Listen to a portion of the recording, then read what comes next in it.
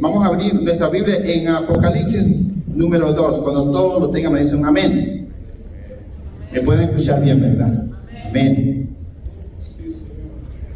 Amén. La palabra de Dios dice, mensaje a las 7 iglesias el mensaje a Éfeso.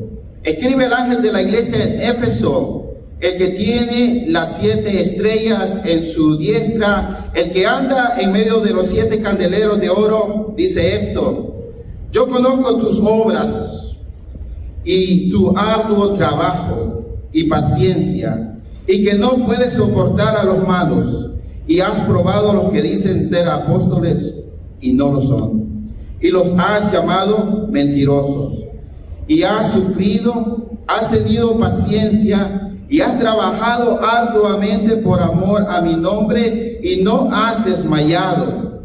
Pero tengo contra ti que has dejado tu primer amor. Dígalo conmigo: has dejado tu primer amor. Recuerda por tanto de dónde has caído y arrepiéntete y haz las primeras obras, pues si no, vendré pronto a ti y quitaré tu candelero de su lugar, si no te hubieses arrepentido. Pero tienes esto, que aborreces las obras de los nicolaitas, los cuales yo también aborrezco. Y el último, el 7, dice: el que tiene oído oiga lo que el Espíritu dice a las iglesias. Al que venciere le daré a comer del árbol de la vida, el cual está en medio del paraíso de Dios. Y Padre, te damos las gracias una vez más por tu palabra, Señor, porque ya es santa y bendita, Señor, y perfecta, Señor. Tu palabra dice, Señor, Padre, que por esa palabra creaste los cielos y la tierra, Señor, las constelaciones, Señor. Tu palabra poderosa sea ministrada en este día por medio de tu poder y tu presencia, Señor. Que tu palabra pueda, Señor, tocar nuestros corazones, tocar nuestra mente, Señor. Y que la luz del Evangelio penetre en lo más profundo de nuestro ser, Señor. Para que las tinieblas que todavía hay en nosotros puedan salir, Señor. A través de tu palabra poderosa, Señor. Te pedimos, Señor, que tu palabra sea como el martillo quebrando la roca, Señor. Que tu palabra, Señor, sea, Señor, Padre, calando en nuestros corazones, Señor. Que tu palabra, Señor, sea, Señor, para un bálsamo, Señor, en medio, Señor, del que está triste, Señor, pueda salir cambiado y transformado después de este culto, Señor. Pueda salir cambiado y transformado por medio de tu palabra, Señor. Padre, que en este día las personas sanas puedan salir, Señor. Las personas enfermas puedan recibir sanidad, Señor. Y esa sanidad que usted, Señor, ha provisto, Señor, a través de tu perfecto sacrificio, Señor. Padre, aquel que está triste pueda salir animado. El que está, Señor, Padre, desanimado pueda salir, Señor, animado en este día. El que está, Señor, Padre, enfermo pueda salir sano. El que está, Señor, agobiado pueda levantarse en el nombre de Jesucristo. Padre, en el nombre de Jesús te lo suplicamos, Señor. Úsame como instrumento en tus manos para llevar tu palabra a tu pueblo. En el nombre de Jesús. Amén. Pueden tomar asiento, mis hermanos. La iglesia de Éfeso. Éfeso quiere decir deseada. Eso quiere decir Éfeso, deseada. O sea, deseada. Si nosotros miramos todas las 7 iglesias del Apocalipsis, miramos que Éfeso, le podemos poner el título a este mensaje: cuando la actividad sustituye el amor a Dios. Cuando la actividad sustituye el amor a Dios. Y si estudiásemos la carta a Pérgamo, le pondríamos este título: cuando la doctrina de los hombres sustituye a la doctrina de Cristo. Y si miramos el estudio de Tiatira, diríamos de esta manera: cuando la inmoralidad sustituye la santidad. Si estudiáramos la carta a la Odisea, diríamos de esta manera: cuando el hombre sustituye a Cristo. Y Esmirna y Filadelfia no reciben ninguna reprensión. Son las únicas iglesias fieles que encontramos en el Apocalipsis, para la gloria de Dios. Éfeso era una ciudad, y quiero comenzar con esta carta. Era una ciudad occidental en Asia, Y por lo menos esta ciudad era tan importante, es importante en la historia de la iglesia. Es tan importante porque de aquí empiezan otras iglesias y otro ministerio. Es más, se le llama como una iglesia que se podía, los misioneros salían de aquí, pastores salían de aquí y líderes salían de aquí. Estaba situada entre Mileto y Esmirna, es decir, que estaba en el valle o cerca del valle Caistro, o sea, unos 5 kilómetros del mar Ageo. Esta ciudad fue, como introducción estoy diciendo esto, esta ciudad fue la más importante durante el Imperio Romano porque por su geografía y porque también se le llamaba una ciudad administrativa, donde el Imperio Romano tenía en esta ciudad todas las oficinas de administración que regía este imperio. Probablemente esta ciudad fue fundada en el año o en el siglo 7 antes de Cristo por algunos colonizadores griegos que se mezclaron con unas nativas. Se dice que la historia nos dice que estas nativas eran descendientes de Anatolia, y Anatolia es lo que hoy en día actualmente miramos la moderna Turquía, Kurdistán y Armenia. Eso era lo que era Anatolia, o sea, el centro de Asia. Esta ciudad, ¿verdad?, era importante por eso, porque tenía estas oficinas administrativas, pero también fue conquistada, fue construida y fue embellecida también por la cultura helenista. No sé si ustedes saben la cultura helenismo. El helenismo era cuando Alejandro Magno conquistó en ese tiempo todos los territorios y países que él conquistó llevaban el helenismo. El helenismo era la cultura, la religión y la lengua griega a donde ellos fueran, y entonces como ellos tenían que llevar eso, entonces ellos venían y tenían mucha influencia donde ellos fueron y gobernaron. Pero después los romanos vinieron y quitaron a los griegos, pero la cultura helenista quedó siempre donde fue Alejandro Magno. Y realmente y Alejandro Magno no aparece el nombre en la Biblia, pero su imperio sí aparece, ¿verdad? Como el leopardo. Si miramos en Daniel, ahí miramos la visión de los 4, ahí está el imperio de Alejandro Magno. Dice, esta ciudad se creía bien importante, porque esta ciudad se consideraba como porque en esa ciudad estaba un templo que se le consideraba una de las 7 maravillas del mundo, el mundo antiguo, que era este templo, el templo de la diosa Diana. Y registrando bien los escritos y el estudio de quién era Diana, realmente es la misma que viene apareciendo desde Babilonia, donde dice que los reyes de la tierra se corrompieron por esta misma religión o mismos principios. También esta diosa Diana viene desde el tiempo de la torre de Babel, o sea, mucho antes. También los israelitas, cuando se desviaron del pueblo de Dios, el pueblo de Israel empezó a adorar a la reina del cielo. Y que ahora nosotros en este tiempo, justamente en este tiempo, miramos en los superestores, en los estores, los huevitos que los conejos ponen huevos.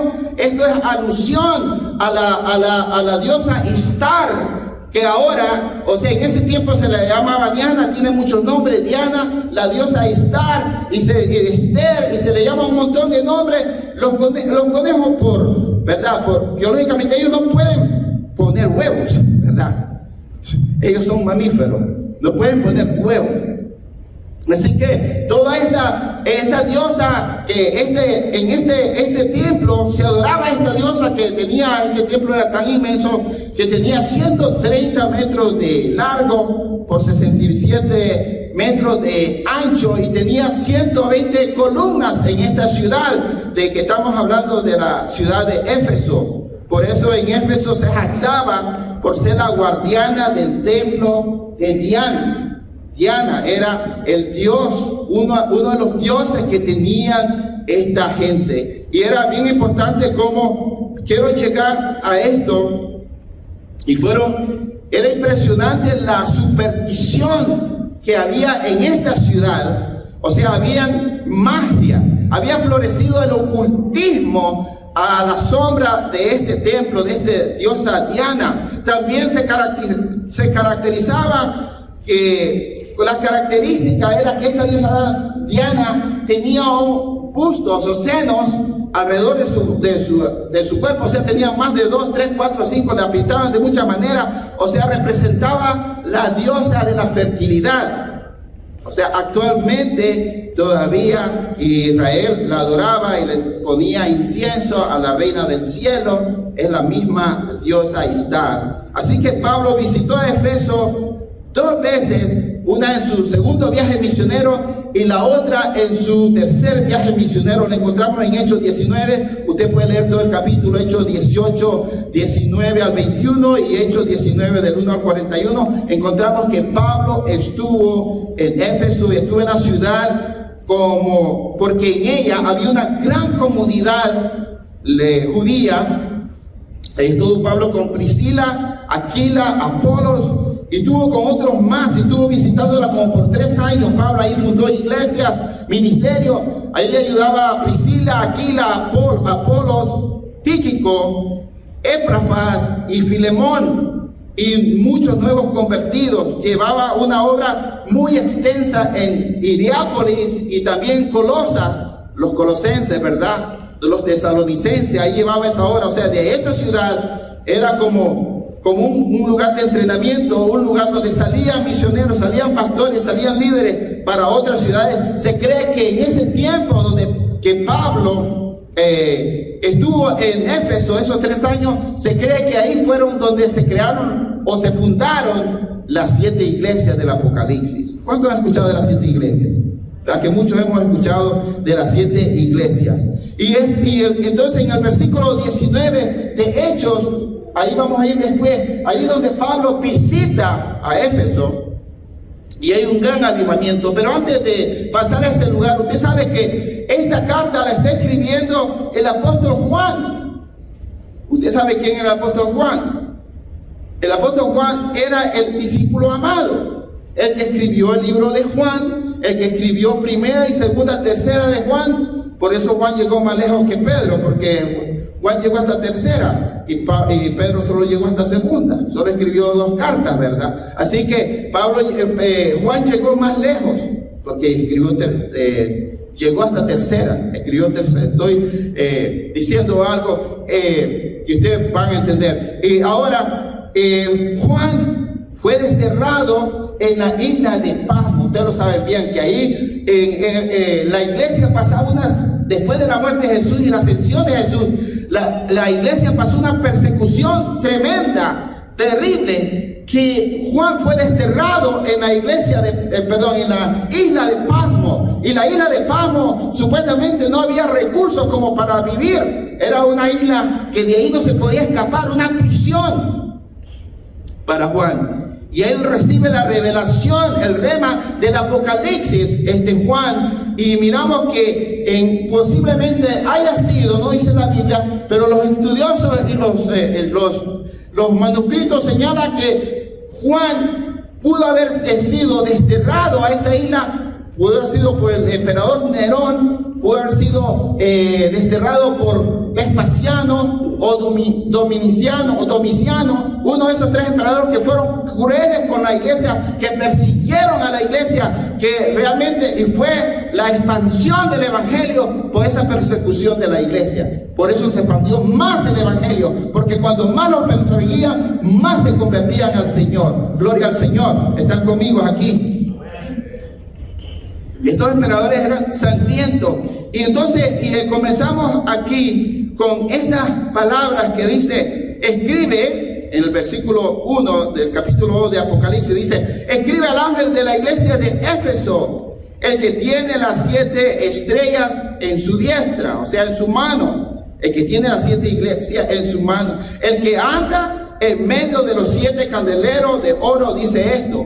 Y en el versículo 20, 1:20, describe quiénes son las estrellas y quiénes son los candeleros. El 20 dice, 1:20 dice, el misterio de las 7 estrellas que has visto en mi diestra, y de las 7 candeleros que de oro, las 7 estrellas son los 7 ángeles de los 7 ángeles de las 7 iglesias. Y los 7 candeleros que han visto son las 7 iglesias. O sea, los candeleros son las iglesias, porque la iglesia debe alumbrar en un mundo de tinieblas. Y los ángeles quiere decir un mensajero. Y dice, a los pastores se les llama ángeles, por conlleva la idea de ser un mensajero. Pero cuando dice aquí, escribe al ángel el que tiene, o sea, en griego diríamos crateo, y crateo quiere decir el que tiene el que sostiene algo en su totalidad con un completo control. Quiere decir, el que escribe esto no es cualquier cosa. El que te manda a escribir esto es Dios mismo, el que tiene control, el que conoce tu dormir, tu acostar, tu despertar, tu vida, de atrás para adelante. Él conoce todo. ¿Están aquí conmigo? Nada se le oculta al Señor. Salmo 139 dice que mi embrión vieron tus ojos, dice el salmista. Y allí en aquel libro fueron escritas todas aquellas cosas que de mí, de usted y de yo. O sea, todo Dios lo conoce, cómo vamos a ser formados. Dice que antes que la palabra esté en nuestra boca, Él lo conoce todo. Él lo conoce todo, porque eso es Dios. Dios es omnisciente, omnipresente, omnipotente. Él tiene los atributos morales que nadie los puede tener, ni Satanás mismo los puede tener. Nosotros tenemos atributos morales que son el amor, el temor. Tenemos atributos como parte de los atributos de Dios. Tenemos como el amor. Tenemos nosotros parte de amor. Dios no tiene amor. Dios no tiene amor. Dios es amor. Dios no tiene justicia. Se quedaron, ¿verdad? Un poco así pálidos, ¿verdad? Dios no tiene justicia. Dios es justicia. Dios no tiene santidad. Dios es santidad. Entonces nosotros podemos ser santos en un nivel, pero Dios es santo. Nosotros tenemos santidad, pero Dios es santidad. Nosotros tenemos justicia. Dios es justicia.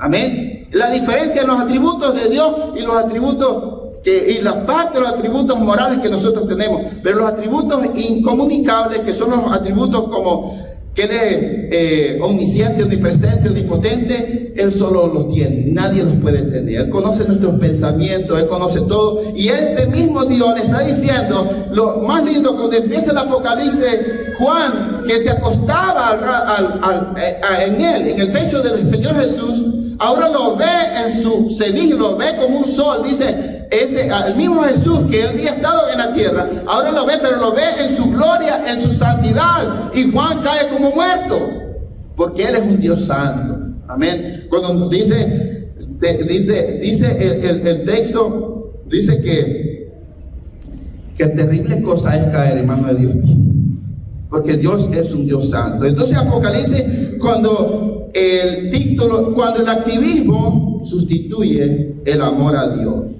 Y Juan escribe esta carta a la iglesia de Éfeso, es una de las primeras cartas que le está escribiendo a estas 7 iglesias. En Hechos encontramos este gran número de referencias de Éfeso. Yo creo que vayamos a Hechos 19.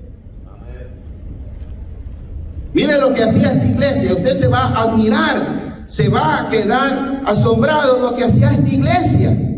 Esta iglesia en Éfeso acontecían cosas grandes, y se lo voy a resumir el capítulo, usted lo puede leer en su casita. Este fue uno de los más grandes avivamientos en la vida de Pablo. En el capítulo 19 de Hechos, si usted lo lee todo, dice que Pablo predicaba en las sinagogas. Todo el capítulo lo dice que tenían una escuela en la casa de Tirano. O sea, uno que se había convertido, y ahí tenían una escuela bíblica para discípulos. Predicaban en los hogares, predicaban en los mercados públicos. Y cuando unos hombres que habían venido a Pablo les pregunta a ellos, ¿y habéis recibido el Espíritu Santo? Y Pablo ora por ellos, y 12 hombres reciben el Espíritu Santo, porque dijeron ellos, solo hemos sido bautizados en el bautismo de Juan, que solo era para arrepentimiento. Pero cuando Pablo ora por ellos, ellos reciben el poder del Espíritu Santo. Amén. El versículo 2 del capítulo dice que unos hombres, especialmente los hijos de este sacerdote de Seba, dice que tenía 7 hijos y que este era un jefe de los sumos sacerdotes. Y como era jefe de los sumos sacerdotes, sus hijos venían y hacían, querían imitar lo que Pablo, el poder que había en Pablo. Querían imitar lo que había en Pablo y decían ellos, te reprendo en el nombre de Jesús que predica Pablo. De esa manera salía. Y dice que el demonio dijo, les habló y les dijo, en el capítulo 19 está, les dijo, a Jesús sé quién es, le dijo, y Pablo también sé quién es, pero ustedes no sé quiénes son. Y vino, los agarró y salieron desnudos y heridos, dice, huyeron porque el demonio pudo más que ellos. Así que, hermanos, en este gran avivamiento en Éfeso, este era Éfeso, y este era los espíritus inmundos, o sea, la gente era libre, la gente recibía sanidad, porque en Pablo había una unción, un poder de Dios. Dice que llevaban los pañuelos los llevaban, y él oraba por ellos, se los llevaba a los enfermos, y los enfermos sanaban. A ese nivel de avivamiento había en esta ciudad. Los convertidos, dice que se quemaron los libros de brujería, que ascendía más o menos, si nosotros ponemos un número, eran 50 a 100, o sea, el número de 100 personas, o sea, 100 trabajadores pagados por 50 días. Ese era el número que realmente dice aquí en el 19, dice, así mismo muchos de los que habían practicado la magia trajeron los libros y los quemaron delante de todos, y hecha la cuenta de su precio, hallaron que era 50,000 piezas de plata, que equivale a 100 personas, a 100 esclavos por haber trabajado, 100 personas haber trabajado por 50 días. Así sale la cuenta. Apolo llegó a conocer mejor el camino. Pablo llegó a tener una buena reputación con los ancianos de Éfeso. Los ancianos, las autoridades lo querían. Y dice también la historia que los ancianos, e incluso Timoteo fue nombrado el primer obispo en Éfeso. Y Juan se fue a vivir, el apóstol Juan, cuando ya viejito, porque él muere de muerte natural, fue el último y no fue martirizado, uno de los que no fue martirizado. Y él se lleva a María, la madre de Jesús, a vivirla con él, se le lleva a la ciudad de Éfeso. Mientras él supervisaba todas las obras al contorno, él se llevó a vivir a María. Me imagino que ella era una ancianita María. Cuando Jesús le dijo, en la cruz le dijo, Juan, he ahí tu madre, ahí tu hijo, le dijo. Él lo agarró para él y nunca más dejó a María, la adoptó como su madre. Y dice la historia que él allí vivió con María en Éfeso. Ahora, dice, sigamos por el versículo, vamos a otra vez Apocalipsis. Dice que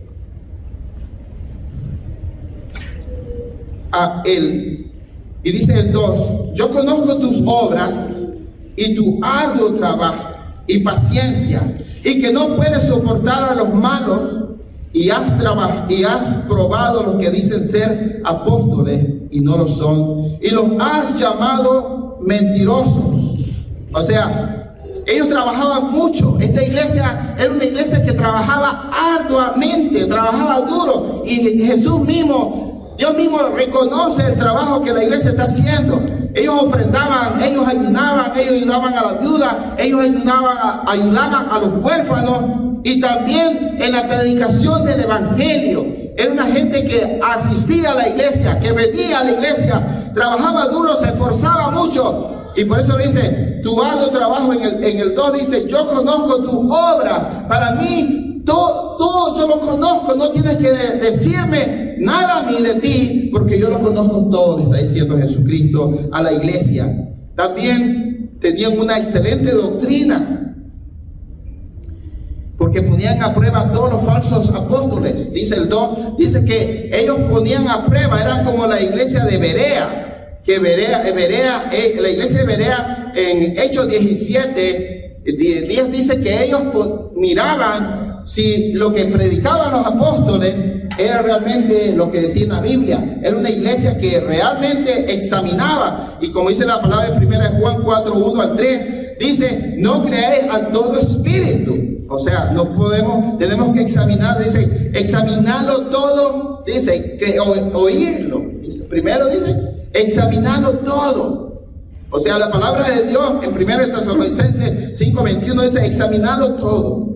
Dice, escucharlo, pero examinar todo. Y en 1 Corintios 14:29 dice, asimismo los profetas hablen de 2 o 3 y los demás juzguen. O sea, la iglesia no se puede hacer un desorden de profetas hablando, o sea, con el don, estoy hablando del don de profecía en la iglesia. Cuando muchos se pueden levantar, hablar palabras proféticas, está bien, pero debe haber un orden siempre, no un desorden, porque a veces se hace un desorden. Ellos también habían sufrido y tenido paciencia ante las circunstancias difíciles de la vida cristiana. O sea, esta iglesia, y la iglesia que hemos leído en Hechos 19, es una iglesia que tenía constancia y perseverancia. Pero dice la Biblia que Demetrio, uno que fabricaba templitos, Demetrio era un personaje que dice la Biblia que fabricaba unos templecitos de la diosa Diana y vendía estos templecitos, los plateros, era un grupo, y Demetrio fabricaba esos templecitos y los vendía porque este templo era tan idolatrado por todo el mundo que todo el mundo quería llevarse un templecito. Todos los que visitaban a esta ciudad se llevaban un templecito chiquito para recordar que estuvieron en Éfeso y para adorar a la diosa Diana. Y entonces, este hombre produjo un alboroto entre todos los plateros, un odio contra el evangelio, un rechazo contra las buenas nuevas de salvación. Este hombre provocaba grandes disturbios, dice la palabra de Dios. Hechos 19 nos dice, su negocio fue afectado por la predicación del evangelio, porque ya no podían vender idolatría, no podían vender los templitos de plata que hacía Demetrio, no lo podían hacer porque ellos, ¿verdad?, estaban fabricando, y ya con la predicación del evangelio las ganancias se iban hacia abajo. Y él reunió un grupo de plateros y se lanzaron donde estaban predicando la palabra de Dios. Aborrecían las obras de los nicolaitas. Y aquí miramos en el 4, dice, pero tengo contra ti que has dejado tu primer amor. Pero en el 3 dice, y has sufrido y has tenido paciencia y has trabajado arduamente por amor a mi nombre y no has desmayado. Y el 4, pero tengo contra ti que has dejado tu primer amor. Muchos de nosotros podemos dejar el primer amor. Y no es que el cristiano tenga un amor, 2 amores, 3 amores y 4 amores. No se trata de eso, sino el primer lugar es Dios siempre. En la consejería matrimonial siempre nosotros decimos, Dios es primero, Dios es primero. En segundo lugar está el cónyuge. Después, en tercer lugar están los hijos. El cuarto lugar está la iglesia, el ministerio y el trabajo. La iglesia no es Dios. Dios es el que usted le adora en su casa, en intimidad, como decía nuestro hermano al principio. Ese es Dios, el que usted le busca. Muchos creen que el ministerio es Dios. Y no es así. Uno cree que venir a la iglesia es Dios. Uno debe tener una relación perfecta con Dios, buena relación íntima con Dios, en el lugar donde estamos, en nuestra casa. Ahí tenemos nuestra relación con Dios. Venimos aquí y nos edificamos unos a otros, amén. Y aquí adoramos juntos al Rey de Reyes y Señor de Señores. Pero muchas veces creemos que la iglesia es Dios. La iglesia no es Dios. La iglesia es un lugar donde nos juntamos, donde nos reunimos. Dios es Dios, por eso Dios está aquí, el cónyuge aquí, los hijos aquí, incluso la familia, que podemos decir, los concuños están aquí, el ministerio está ahí en el cuarto lugar. Si su esposa está bien enferma y usted va a su trabajo y que necesita ir a su trabajo, Usted va a su trabajo, pero su esposa está bien enferma. ¿Qué haría usted? Llevar a su esposa al hospital, ¿no? Su trabajo lo pueden esperar. Por eso el orden de prioridades. Pero muchas veces vivimos prioridades equivocadas. A veces vivimos tenemos prioridades que las invertimos a veces. Empezamos la número 4, la ponemos en número 1. O mi hijo es primero. Mi esposa es primero, mi esposa es primera. Y el primer lugar es siempre Dios. Amén. Entonces, por eso estamos aquí donde dice, aborrecían las obras de los nicolaitas. ¿Quiénes eran los nicolaitas? Ireneo y Hipólito. Ellos dicen que esto era uno de los 7 diáconos que habían escogido en Hechos, en los primeros capítulos, en el capítulo 6, que habían escogido algunos diáconos, y entre ellos había uno que se llamaba Nicolás. Pero realmente no hay ninguna prueba sobre eso. Hay otros escritores cristianos como Tertuliano, Ireneo y Clemente también dijeron, ellos dijeron algo más acertado, que la iglesia de Éfeso estaba checando, o había llegado una apostasía, y entre ellos se movían los nicolaitas. ¿Y quiénes eran los nicolaitas? Si nosotros ponemos la palabra Nico y Laos, son dos palabras compuestas, que Nico quiere decir victoria y Laos quiere decir pueblo. Si las ponemos juntas diría la victoria del pueblo, eso quiere decir Nicolás, o el poder del pueblo. Entonces, los nicolaitas, ellos tenían una doctrina, como ustedes saben, que dice, yo puedo hacer todo, estoy parafraseando, puedo hacer todo, pero mi cuerpo no es afectado, mi espíritu no es afectado, mi alma no es afectada. El cuerpo es el que hace las cosas malas, pero mi espíritu y mi alma no, decían los nicolaitas. O sea, nosotros somos tripartito o tricótomo, somos cuerpo, alma y espíritu. La palabra de Dios lo dice. Nosotros, todo nuestro ser debe ser santificado. Amén. No solo el alma, no solo el espíritu y no solo el cuerpo, sino en conjunto todos nosotros debemos ser santificados. Y dice, esta cesta está relacionada, estaba relacionada con la impureza sexual, la inmoralidad, porque mire que en el templo de Diana lo que hacían había una prostitución. Las prostitutas, los sacerdotes hacían orgías en estos templos. En el templo de Diana hacían orgías, hacían tantas cosas sexuales que ellos le llamaban normalmente. Entonces los nicolaitas estaban asociados con la idolatría a Diana, estaban asociados con un sincretismo. O sea, el sincretismo religioso sincretismo es mezcla de religiones, y lo que hacían los nicolaitas era mezclar la creencia de ellos con la palabra de Dios, con el evangelio, y formaban ciertas doctrinas y confusión, y ahí ellos se habían metido a la iglesia, y varias iglesias de esto te sufren, incluso los colosenses, los tesalonicenses y los gálatas, y todo eso Pablo empieza a combatir sobre esto, los gnósticos, porque esto era la raíz de todo el gnosticismo. Están aquí. Voy muy rápido, ¿verdad? El tiempo es apremiante. Dice que la iglesia de Éfeso hacía buenas obras, pero no tenían amor. En el versículo 4 dice, pero tengo contra ti que has perdido tu primer amor. Cuando usted está enamorado de su novia, usted no hay a quien hablarle de su novia. Usted dice, mire, me encontré esta chica, o me encontré este chico, y habla de las cualidades bonitas que él ve o ella ve en él, y empieza a hablar de ese amor platónico, empieza a hablar de eso. Y nosotros los cristianos, si Cristo vive en nosotros, si Cristo está en nosotros, si estamos enamorados de Cristo, realmente le vamos a hablar a otros de Dios. Amén. Si usted está impregnado del Señor, usted agarra una esponja y la mete en agua y se impregna de agua hasta que ya no alcanza más, ¿verdad? Más agua. Usted después viene la aprieta y sale todo el agua, y viene la estruja y sale todo el agua.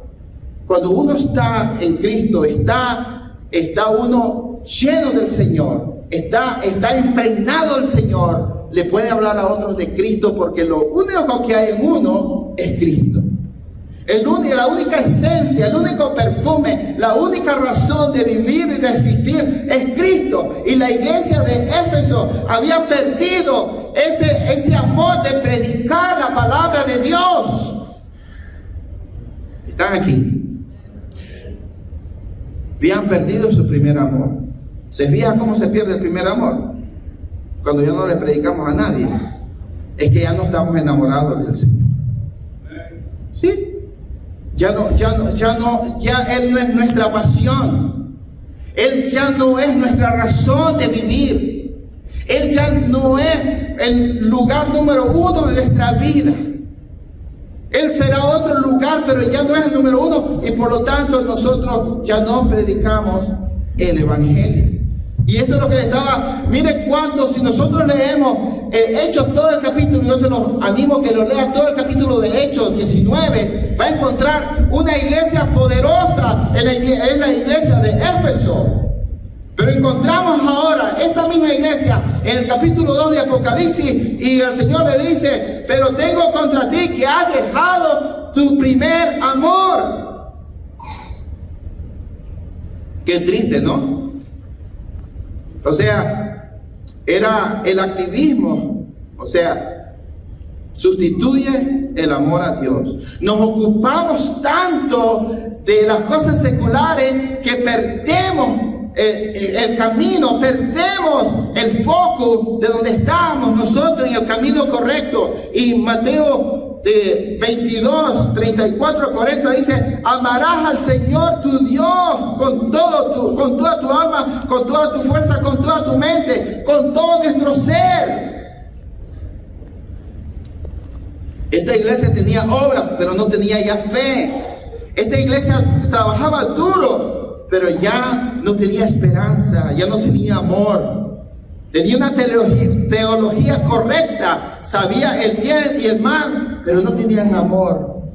Estaba el avivamiento que pasó en Hechos 19, ahora era una iglesia fría.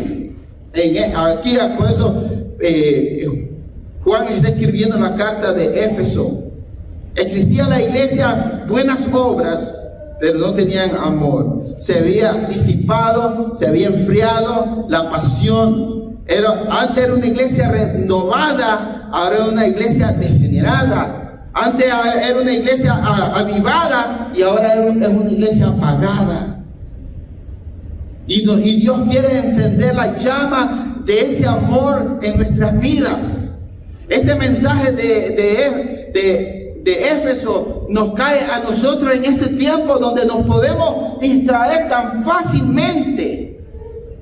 Mire que es más el tiempo que nosotros podemos pasar en Facebook, en los medios sociales, viendo, que el tiempo que pasamos buscando de Dios. Es más gratificante para el que no conoce a Dios, más gratificante el estar metido en todos los quehaceres, en todos los chismes de los medios sociales, que en tener un rato de intimidad con el Señor. Y eso nos puede pasar, nos podemos distraer fácilmente. El 5 dice: recuerda por tanto de dónde has caído y arrepiéntete. O sea, la solución, Dios le está dando la solución a la iglesia. Arrepiéntete viene, ¿verdad?, de dar un giro completamente. Arrepiéntete, es decir, da un giro, cambia, transforma. Y lo que a mí me toca en este momento es que no le está hablando a no convertidos, le está hablando a los convertidos que se habían apartado de Dios y que han perdido su primer amor. No le está hablando a los inconversos, no es una carta a los inconversos, sino que es una carta a los cristianos de aquel tiempo y a los cristianos de hoy. Amén. Nos aplica este versículo. Recuerda, por tanto, de dónde has caído y arrepiéntete y haz las primeras obras. ¿Cuáles eran las primeras obras? Los milagros que hacía Pablo en ese tiempo, las primeras horas predicar el Evangelio, llevar el Evangelio a todas las ciudades, fundar iglesias, fundar escuelas de discipulado. Eso era lo que estaba pasando en Hechos 19 en Éfeso. Ellos ya habían perdido, ya Pablo no existía, ya me imagino que muchos de los líderes habían muerto para cuando Juan escribe esta carta y le dice, mira, en el 5, recuerda por tanto de dónde has caído y arrepiéntete, haz las primeras obras, pues si no, vendré pronto a ti, quitaré tu candelero de su lugar y si no te hubieses arrepentido. En griego se dice metanoia, o sea, arrepentimiento, viene la palabra de la raíz, metanoia, que es decir, un cambio de mente, un cambio de dirección, una actitud diferente. Y Jesucristo amonesta a esta iglesia, si no te hubieses arrepentido, yo vendré, entonces quitaré tu candelero. Y más tarde, en el siglo V, esta es la triste historia de Éfeso. En el siglo V, la iglesia desapareció. En el siglo V, los visigodos o los ostrogodos, y los ostrogodos, si usted ha conocido o ha leído de historia, va a encontrar que los visigodos y los ostrogodos, todos estos llegaron y arrasaron con la ciudad, quemaron todo y ahora solo hay ruinas. Ellos no se arrepintieron, no buscaron de Dios. Los visigodos, si usted lee la historia, los rusos, los ucranianos, todos los países, todos vienen de los ostrogodos o los visigodos. Nosotros venimos de uno de ellos también, porque España, Portugal, Italia, todo eso fueron también por ellos mismos colonizados. Así que, hermanos, Dios quiere que nosotros nos volvamos a Él en ese primer amor. Cuando a veces nosotros caemos y nos arrepentimos, hay una metanoia, hay un arrepentimiento, hay una conversión. ¿Cuántos de nosotros caemos y nos levantamos? Pero no es cuántas veces tú caes, es cuántas veces nos levantamos. Y no es que estar en el suelo, sino no cuenta las veces que caes, es cuenta las veces que te levantas. Cuando venga aquel día, estaremos delante de Él, estaremos en el frente al trono blanco, en aquel día, aquel juicio. ¿Qué le vamos a decir al Señor? ¿Qué le vamos a decir a Él? ¿Qué excusa vamos a tener? ¿Le vamos a decir a Él, no lo sabía? En Romanos 1 dice que Él no dará por inocente a nadie. O sea, Él no dará por inocente a nadie. Hay una verdad que se predica en la conciencia, se llama intuición. Cuando fallamos al Señor, el Espíritu Santo nos redarguye y nos dice, eso está malo, arrepiéntete, está malo, vuelve al Señor. Y eso se llama intuición. El Espíritu Santo, tocando esa ley de la intuición, está en toda la humanidad, la conciencia. Aún los ateos que niegan la existencia de Dios, ellos también tienen la intuición. Y es difícil, hermanos, negar a Dios a vista de tantos hechos contundentes y pruebas contundentes que tenemos hoy en día. Es más fácil ser cristiano. Le diría a un ateo, si él me diría, muéstrame a Dios, no, le digo, tú muéstrame que no existe Dios. No, yo no tengo que mostrarte nada, tú muéstrame que no existe, porque Dios está en todo lugar. Hermano, nos ponemos de pie, vamos a orar, que Dios vuelva a ese primer amor en nuestra vida. Yo los invito, si hay alguien aquí que quiere reconciliar al Señor, si hay alguien que quiere renovar sus votos en este día, al Señor, con el Señor, no con el hombre. Si usted en este día quiere aceptar a Cristo como su suficiente Salvador, hoy es el día aceptable. Hoy es el día del Señor para tu vida. Si usted quiere renovar su voto, si usted quiere reconciliar, si usted quiere, Señor, yo no tengo el primer amor, ya no tengo el gozo de antes, ya no tengo el gozo que tenía antes de venir a la iglesia. Hoy es el día de venir y hacer nuevos votos con el Señor, hacer nuevas promesas al Señor, decirle: Señor, aquí estoy. Yo no puedo hacer nada, pero tú lo puedes hacer todo en mí. Dame la fuerza, dame el valor, dame la energía, dame la fe para seguir adelante. No quiero que Él venga y nos sorprenda en su venida encontrándonos no fieles delante del Señor. Y la iglesia de Éfeso había perdido su primer amor. Dice la palabra de Dios en Apocalipsis 2:5, dice: recuerda, por tanto, de dónde has caído, y arrepiéntete, y haz las primeras obras, y si no, vendré pronto a ti, y quitaré tu candelero de su lugar, si no te hubieses arrepentido. Querido amigo, querido hermano, hay iglesias con una sana doctrina, como la doctrina de la Iglesia de Dios en Edmonton y también en Red Deer. Aquí estamos predicando la palabra de Dios. El mensaje de esta noche, si ha tocado tu vida, si ha tocado tu alma, tu ser, y quieres venir a los pies del Señor, o si has perdido tu primer amor, o si estás desanimado, triste, agobiado, te invito a que oremos en esta noche. Padre que estás en los cielos, santificado sea tu nombre. Te ruego por aquellos que van a escuchar este mensaje, tu palabra trae arrepentimiento y conversión, trae tu paz en la vida de ellos, en su corazón, y que ellos recuperen el primer amor que tú has puesto en su vida una vez que ellos lo experimentaron. Muchas gracias, Señor, por la vida de ellos. Bendice sus vidas y atráelos a ti, Señor.